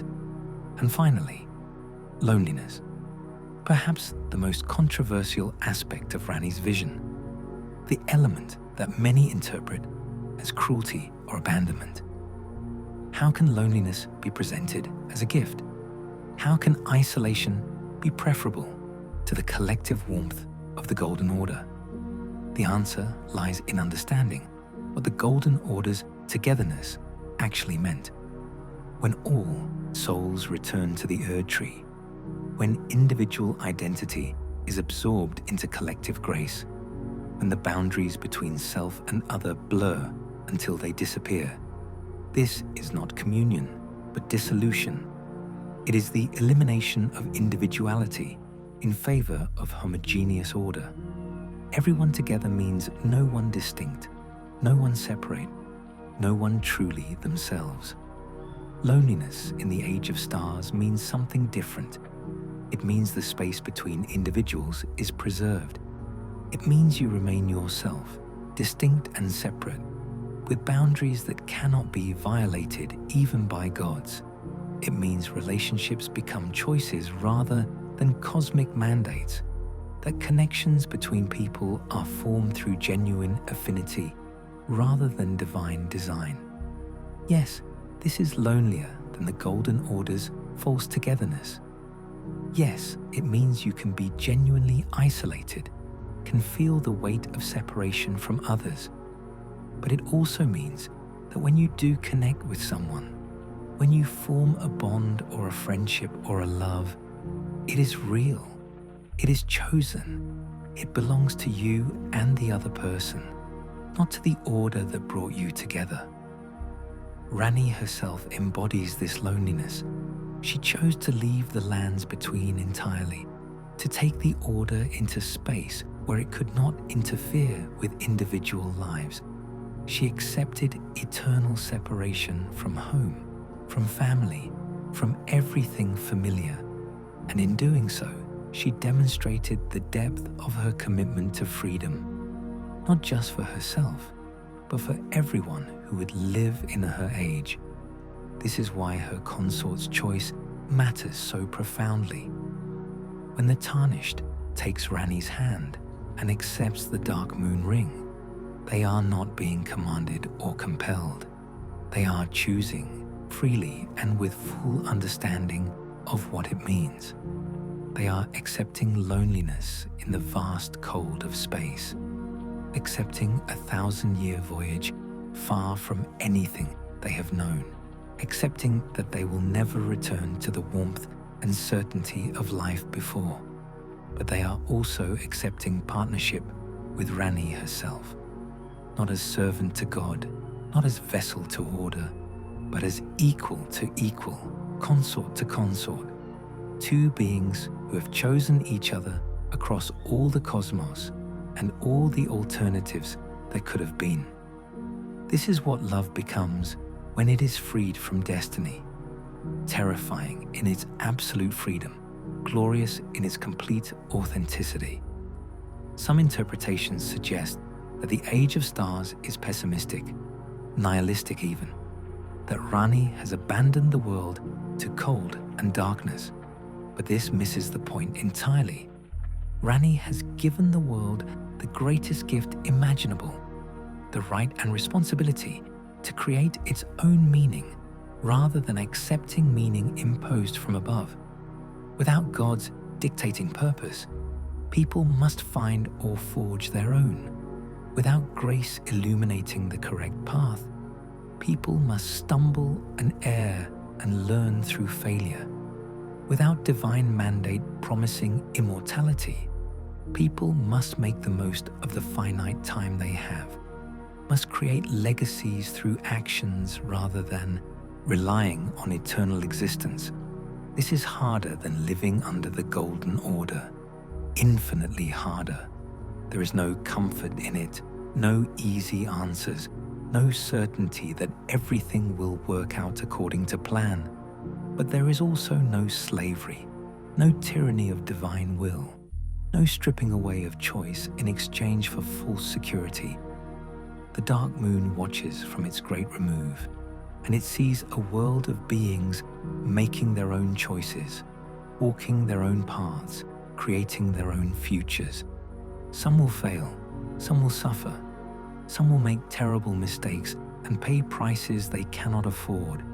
But they will be their mistakes, their choices, their lives lived authentically, rather than as puppets dancing to strings held by unknowable gods. And in the infinite cold of space, Ranni and her consort voyage onward. They do not interfere, they do not impose. They simply ensure that the order they carry remains distant enough to preserve the freedom they fought so hard to establish. Occasionally, perhaps, they look back toward the lands between, toward the world they left to forge its own destiny, and they see what free beings are capable of when given the chance. They see art created not to glorify the Erdtree, but to express genuine emotion. They see societies built not around divine mandate, but around collective agreements forged through debate and compromise. They see people loving each other, not because grace brought them together, but because they chose each other across all other possibilities. They see fear, yes, doubt, certainly, loneliness, unavoidably, but they also see courage born of real danger, wisdom earned through questioning, and connections formed through genuine choice. They see freedom in all its terrible, beautiful, painful, glorious complexity. And Ranni, who gave up everything for this vision, who sacrificed her flesh and her brother and her family and her homeland, who walked a path that led through horrors most beings could not imagine, knows that it was worth it. The Age of Stars is cold, but it is free, and freedom, real freedom, is worth any price. Chapter 11. Drifting into Starlight. As we reach the end of this long telling, as the story of Ranni's cosmic rebellion draws toward its close, let us linger here for a moment longer in the cold and quiet dark. The Age of Stars stretches before us like an infinite canvas, painted not in gold, but in silver starlight, not in the warm certainty of divine mandate, but in the cold mystery of genuine freedom. Imagine that night, sky as Ranni sees it now, from her voyage far beyond the lands between. Countless stars scattered across the void, each one a point of light that might harbor worlds, might carry souls, might represent destinies being forged by beings who now choose their own paths rather than following roads laid out by gods who claim to know better. The dark moon hangs in that sky, patient and eternal, its veiled face suggesting mysteries that will never be fully revealed, wisdom that must be sought rather than handed down. It does not speak in thunderous proclamations like the Golden Order did. It does not demand worship or obedience. It simply exists, and in its existence, it offers a kind of comfort, not the easy comfort of certainty, but the deeper comfort of knowing that you are free to seek your own truths, to make your own mistakes, to become whoever you choose to be. Ranni stands beside her consort in the infinite dark, her dull body immune to the cold of space that would kill flesh in moments, her spirit sustained by purpose and will, and the knowledge that she succeeded where so many before her had failed. She broke the cycle. She shattered the chains. She gave the world what it needed most, even though what it needed most was the uncomfortable, frightening, absolutely essential gift of freedom. Behind them, far behind now, and growing farther with each moment, the lands between continues its existence without gods watching over every choice, without grace illuminating every path, without the tree's golden light promising false immortality. The people there must find their own way forward. Some will thrive, some will struggle. All will be free to do both in their own time, in their own manner, according to their own choices. The voyage continues, will continue for 1,000 years, perhaps longer. Time loses meaning in the spaces between stars, where there are no seasons to mark its passage, no aging to show its effects, only the slow movement through infinite dark toward destinations unknown. But Ranni does not seem lonely, not in the way we might fear. She has her consort, yes, but more than that, she has her purpose fulfilled, her rebellion successful, her vision made manifest. She looks out at the stars, and perhaps she thinks of Blade, that faithful shadow who loved her enough to defy his own nature, who died defending her by preventing himself from reaching her. She thinks of Iji, steadfast until the end, burning but unbowed. She thinks of her mother Renala, broken by abandonment, but whose teachings about the moon made all of this possible. She thinks of Godwyn, whose death she caused, but did not necessarily desire, whose sacrifice, willing or unwilling, broke the Golden Order's grip on mortality. She thinks of all those who paid prices for her freedom, and she carries their memories like stars gathered in her forearms, points of light against the dark, reminders that freedom is never free, that rebellion costs more than anyone wants to pay, but that some costs are worth bearing because the alternative is eternal servitude. And as we drift here in the cold, quiet dark, as our own thoughts begin to slow and soften like snow falling on ancient stones, we might understand what Ranni understood from the beginning, that sometimes love means letting go, that sometimes protection means distance rather than constant presence, that sometimes the greatest gift a god can give is to stop being a god who commands and become instead a distant guardian who watches without interfering. The stars turn in their ancient patterns, fate written not in golden letters, but in silver light that must be sought and interpreted and questioned. Fear and doubt and loneliness persist because they must persist, because they are proof that beings are free to feel their own feelings rather than the feelings gods decree they should feel. In the space between heartbeats, or between the memories of heartbeats, for this dull body has no heart, Ranni continues her voyage into the eternal night. The dark moon travels with her, veiled in mystery, patient in its observation, and the order they maintain remains far, far away from the world it once claimed to serve, distant enough to preserve the freedom that is both gift and burden, both blessing and curse, both the hardest and the most essential thing any being can possess. Behind them, ahead of them, around them in all directions, the stars shine cold and beautiful and free. And in their light, in that silver luminescence that asks nothing and promises nothing except the right to choose your own way forward, there is a peace. Not the easy peace of certainty, not the warm peace of divine guidance, but the deep peace that comes from knowing you are truly, absolutely, irrevocably free.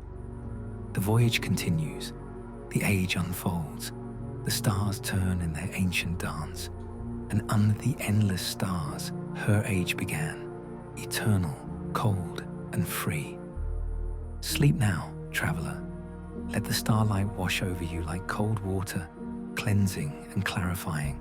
Let the dark moon watch over your dreams, not commanding them, but simply observing with patience that measures time in eons. Let yourself drift into the space between waking and sleep, between certainty and mystery, between the warmth you knew and the cold freedom that waits in the infinite dark. Ranni's rebellion is complete. Her age of stars has begun. And in the cold, quiet night, under the gaze of the veiled moon, you can rest knowing that somewhere in the vastness of space, someone fought for your right to choose. Someone sacrificed everything so that you could be free. Someone walked a lonely path so that your path might be your own. The stars shine on, the moon watches, and in the cold, eternal dark of space, Ranni continues her voyage into tomorrow and all the tomorrows after that, carrying with her the order that will guide but never command, that will watch but never control, that will exist but never impose. And under the endless stars, her age began, eternal, cold, and free. If you enjoyed this journey through Ranni's story and the birth of the Age of Stars, please consider liking this video and subscribing to the channel. Your support helps us create more deep dives into the lore that makes these games so rich and meaningful. Sleep well, Tarnished. The stars are watching over you.